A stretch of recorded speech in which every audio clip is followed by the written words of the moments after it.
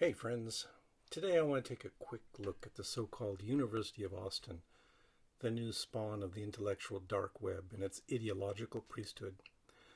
There really isn't much to see in spite of its grandiose presumptions and its big donors. It really is nothing more than a guy parked in a small office in Texas and a website.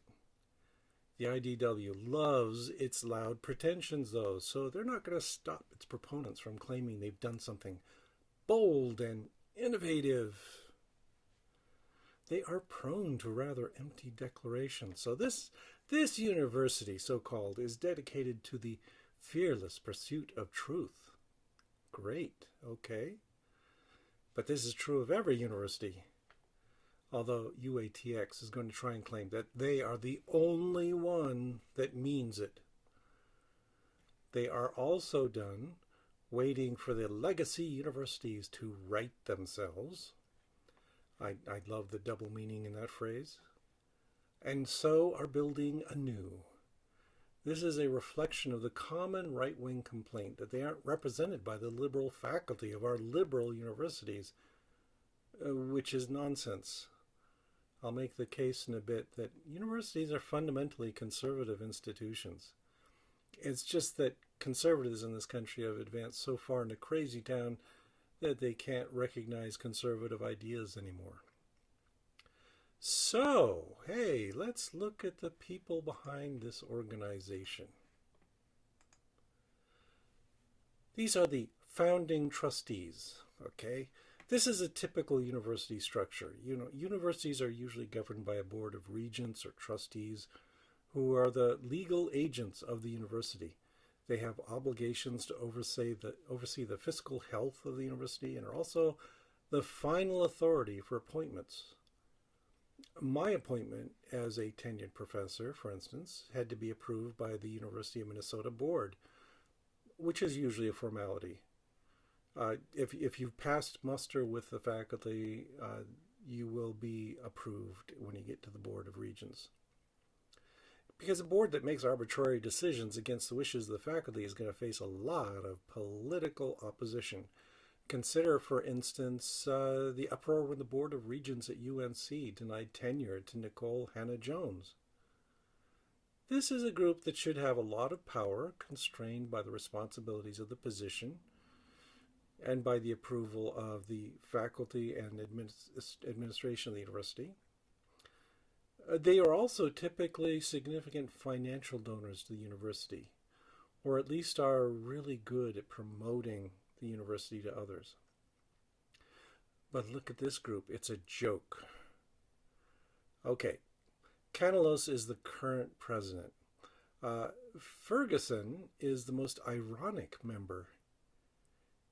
He's an arch-conservative, and he's also a senior fellow at the Hoover Institution at Stanford, and has a senior position at Harvard.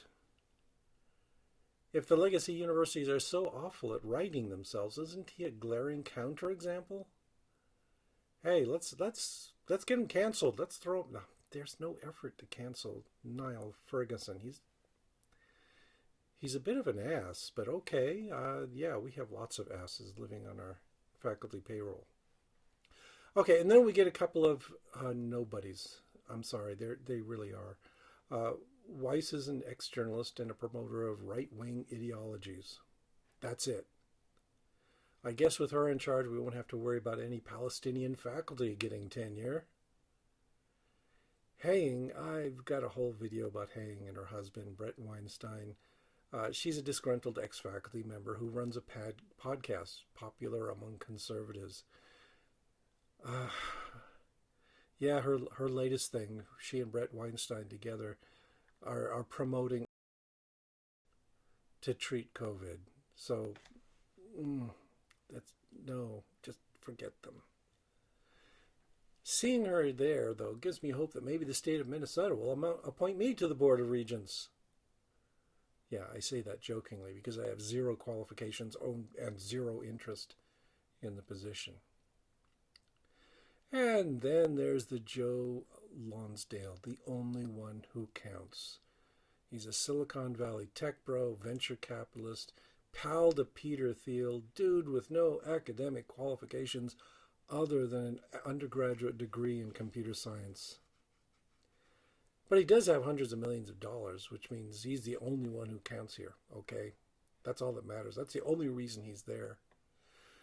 Face it, the real purpose of UATX is to act as the propaganda arm for venture capitalists who want to protect their tax exemptions, and Lonsdale is making an investment in that here.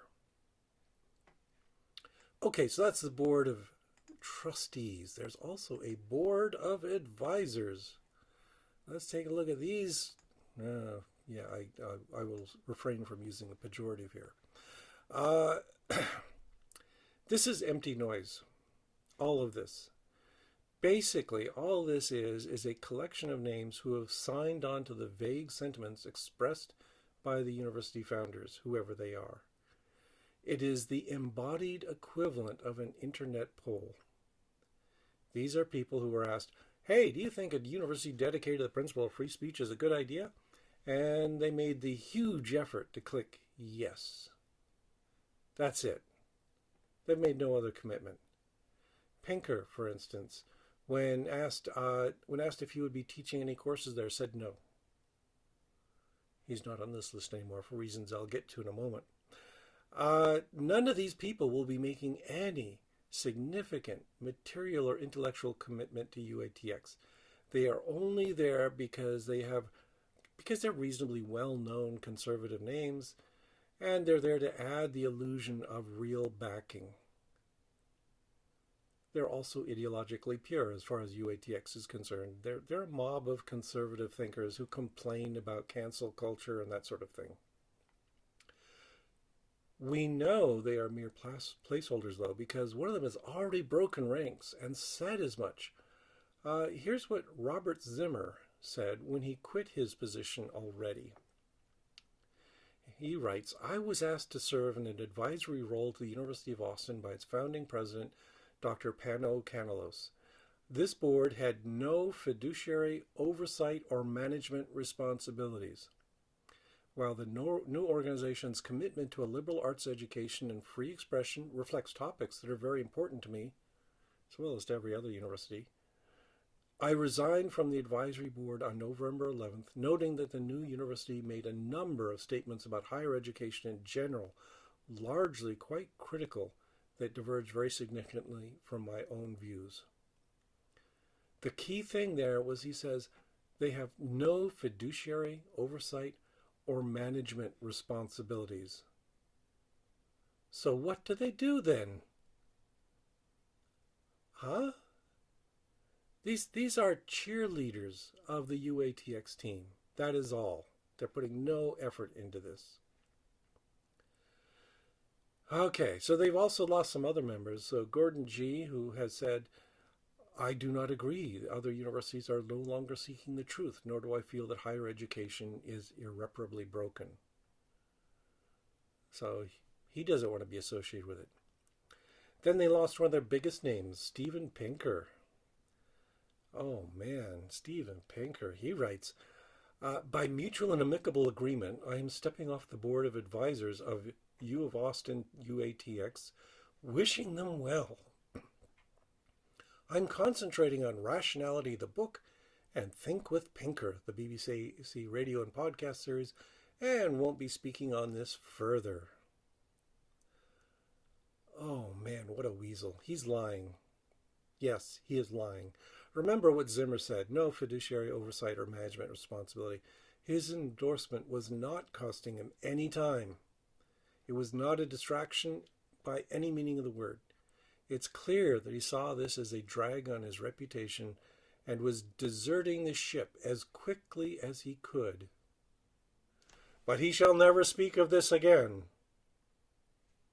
I think he's embarrassed to have ever been involved in this debacle. Okay, well, let's look at the people who really count. Okay, these are empty suits. But what about the faculty? Here they are. This is it. They have 3 faculties, sort of. We know nothing about their appointments. Are these full-time faculty? Do they have tenure? What kind of course load will they be expected to handle? What makes them especially qualified to design the curriculum of a new university? They seem to have been hired entirely because they're controversial.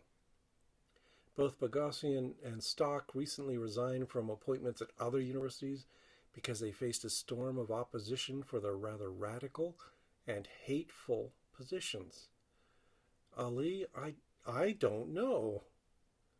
She's been teaching at a right, or no, she's been working, sort of, promoting. I don't know what she does. She's been promoting a right-wing think tank. Has she ever taught anything? I don't know.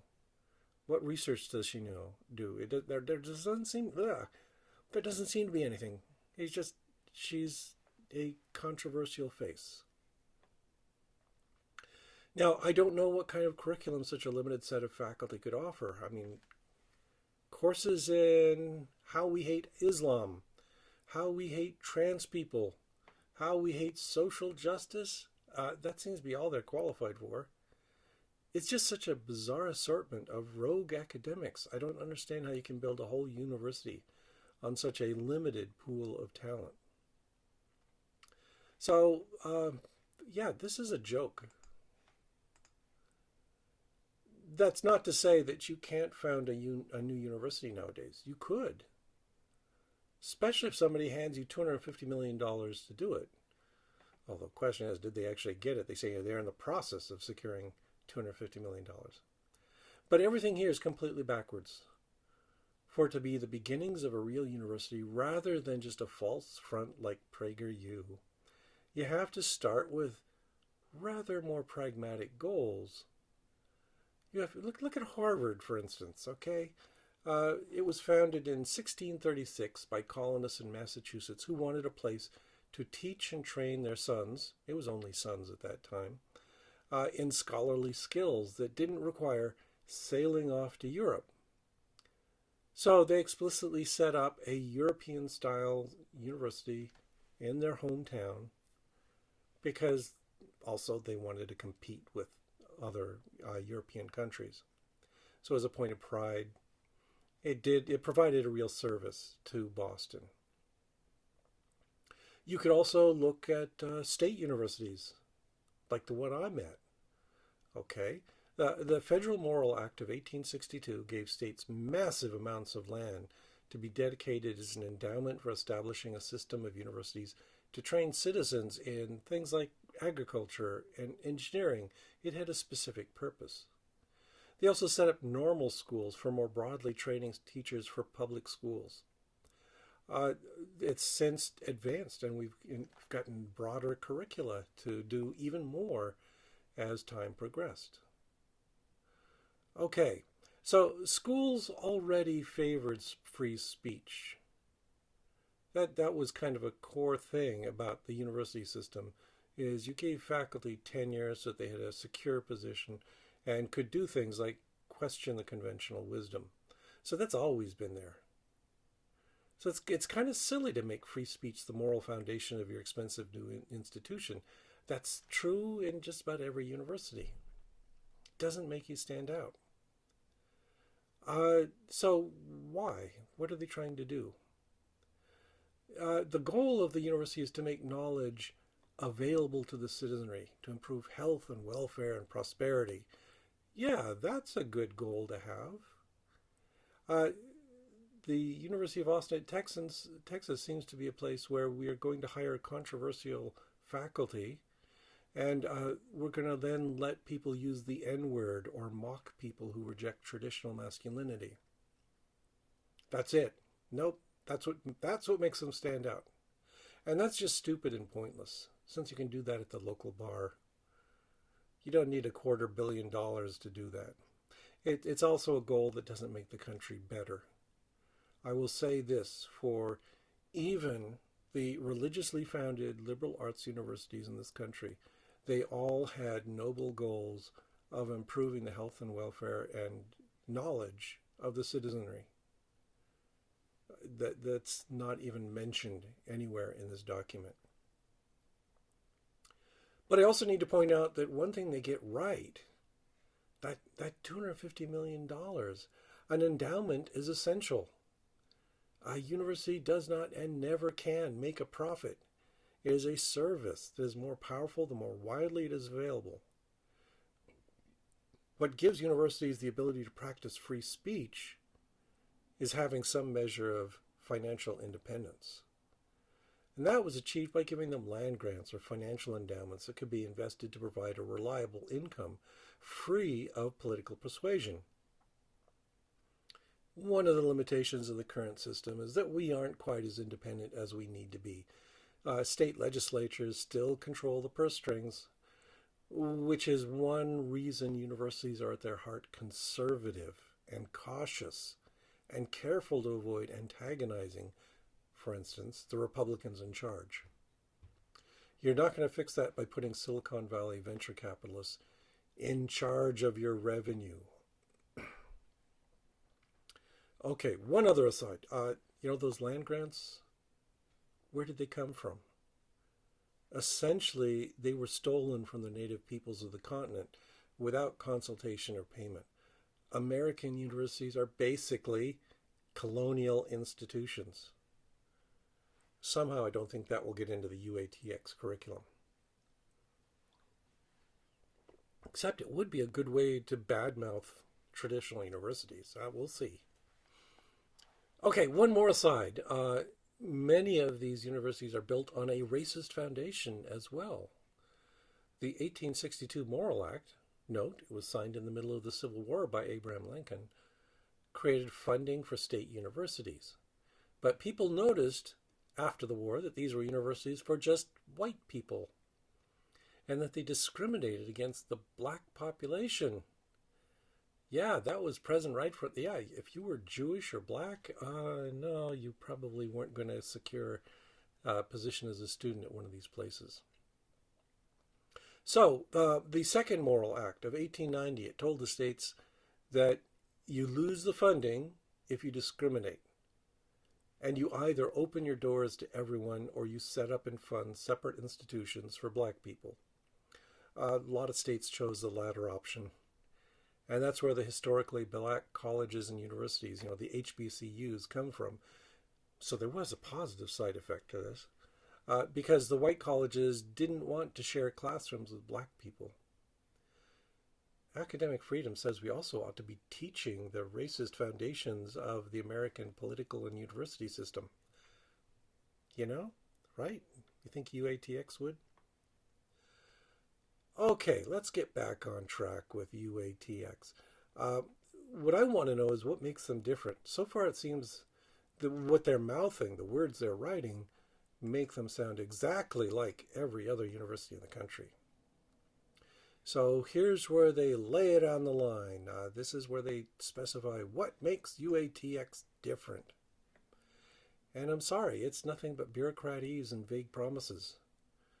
It's exactly like we get from the administration of every university, including my own. Okay, they say a commitment to freedom of inquiry. Unless you're looking at a Bible college or something like Liberty University, they all say that. They all do that. And we mean it. That's why we have these diversity programs the IDW hates. You can't have freedom of inquiry if everyone on campus is stamped from the same mold, takes the same things for granted, and never gets pushback from different ideas. UATX, when you look at their trustees and advisors, is dominated by well-off conservative white people with only a few exceptions. And they all hold the same priors. Where is the diversity of ideas? It's certainly not represented there. I'm also amused by the claims of intellectual humility. Is that why one of their first hires was Peter Boghossian?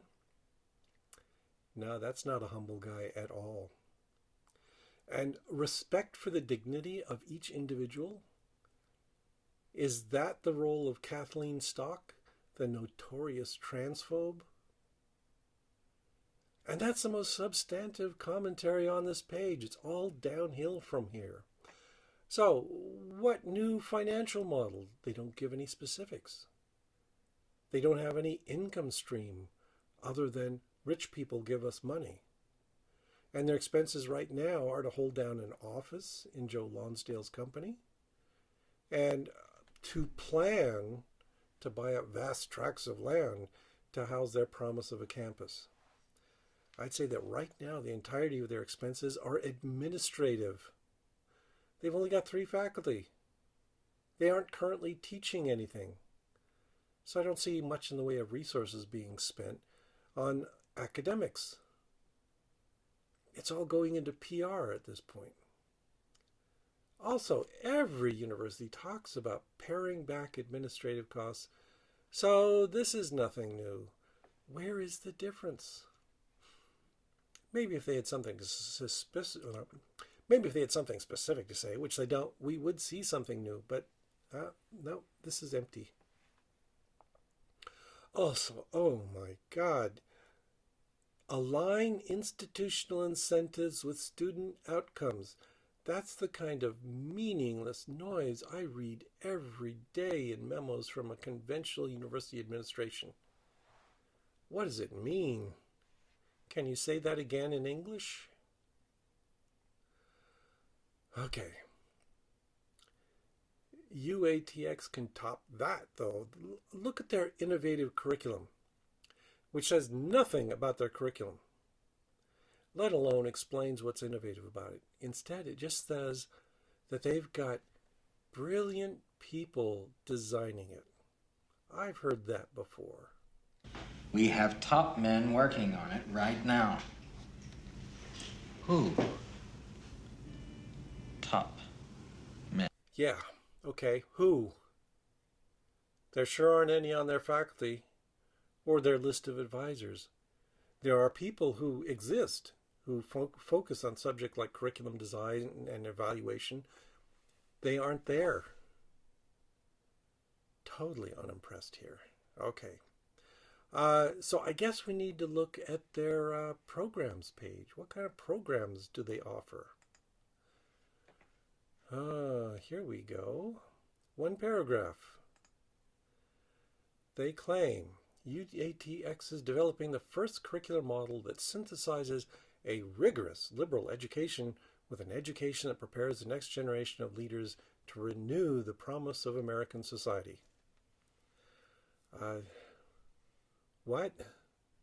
So a liberal education, it doesn't mean you're indoctrinated into being a member of the Democratic Party. Okay, it means you have a broad-based education in a multitude of topics. So a liberal education is the standard model for almost every college in the country. And we all can also say we're preparing the next generation of leaders. What's new here? What's first about any of this? Harvard could have said the same thing in the 17th century. The University of Minnesota says the same thing right now. There is nothing distinctive here at all. And instead, we just get the same fawning over visionaries who don't exist. Or is this just sucking up to Moneybags Joe Lonsdale? Is he their visionary? Again, I'm not impressed. Then they launch into an absurd timeline. They're going to have a graduate program next year. Who's going to teach it? They're going to have a complete undergraduate program by 2024. How?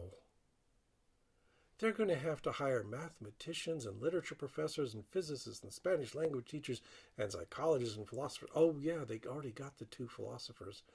And they're going to have to hire biologists and political scientists and artists and chemists. Oh, Jesus, so many people to meet the needs of a liberal arts program. And they have to put up classrooms and laboratories. And they have to stock them all with supplies, all in just 2 years. This is going to involve an unprecedented rate of hiring new people and will be absurdly expensive. And it all has to be done from scratch. I've been in the position of being a new hire at a university several times. And really, every time it takes a year or 2 to just get everything set up and done when you're just moving into an already completed building with essential facilities already completed and with other faculty already present who have provided a curricular framework for you to fit into. This is not going to happen at UATX. It's physically impossible.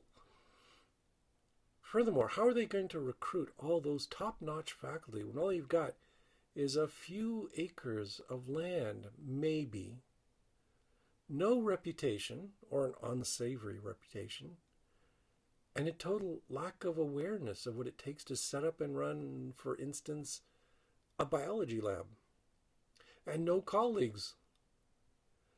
This is a bottom-of-the-barrel employment opportunity for anyone, and the applicants will be only the desperate dregs of the academic talent pool.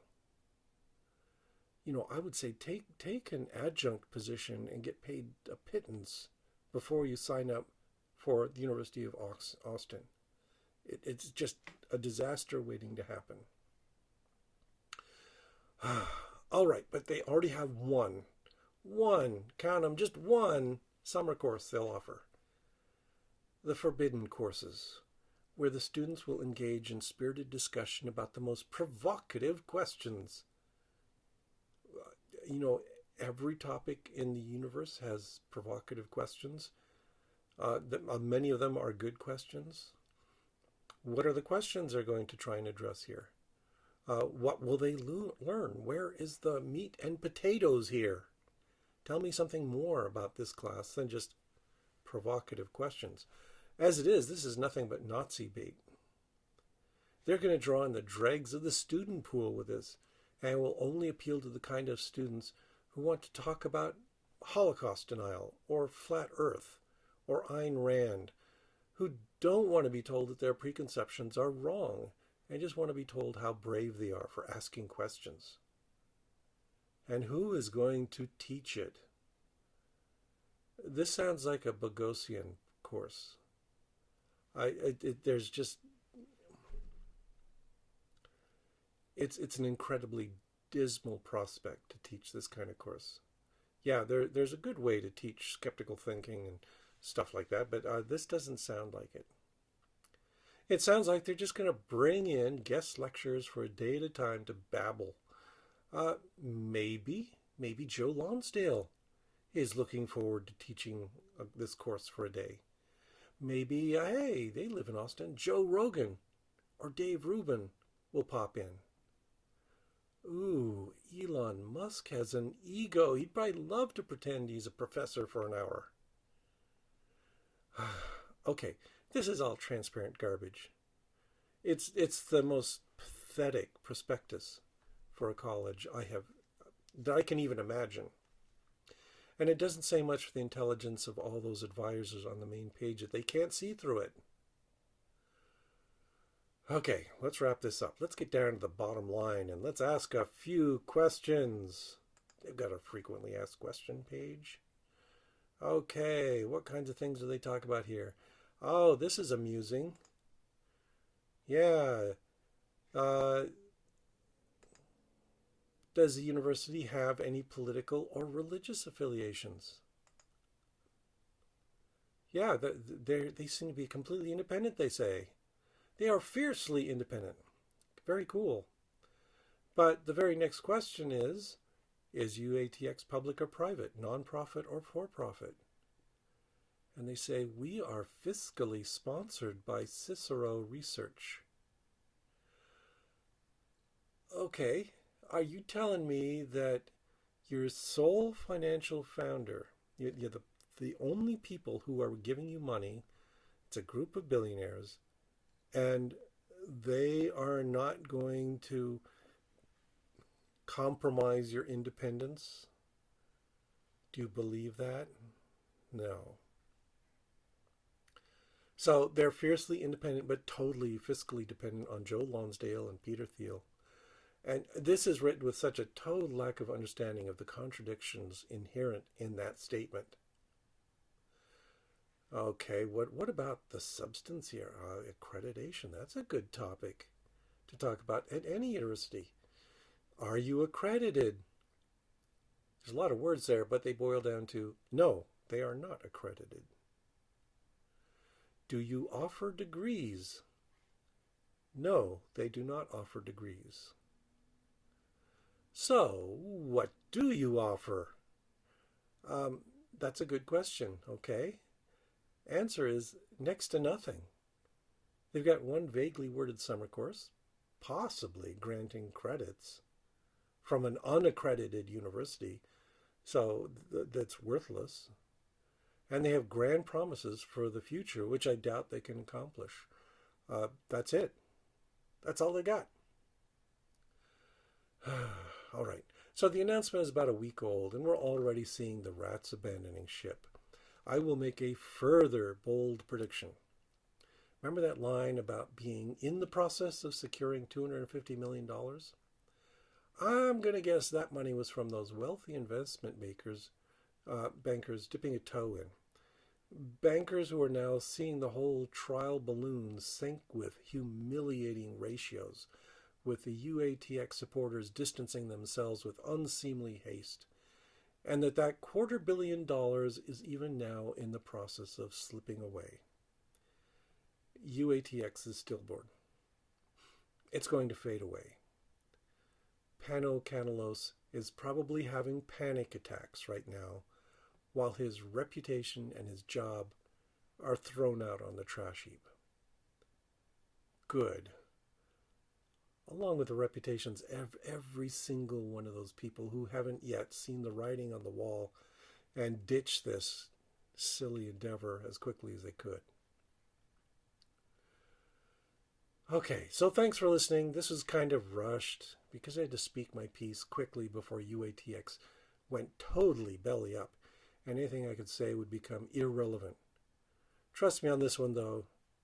It's a dead endeavor, and all that's going to be left is the happy memories of Silicon Valley dude bros going down in flames, of Barry Weiss exposing herself once again, and of everyone associated with the whole enterprise being tainted with the UATX nonsense. Soon enough, like Steven Pinker, they won't be speaking further on this. But let's all strive to remind them now and then. Also, thanks to all these people who are dedicated to the fearless pursuit of truth. I am fiscally sponsored by fellow citizens of the United States who are not billionaires and who therefore deserve all the appreciation you can give them. Thanks to Patreon for funding all of this. For what it's worth, I think this was a very obvious message. I can't understand how anybody could fail to see what a dumpster fire this whole university was. Okay, I'll let you go there. Talk to you later. Thanks for stopping by.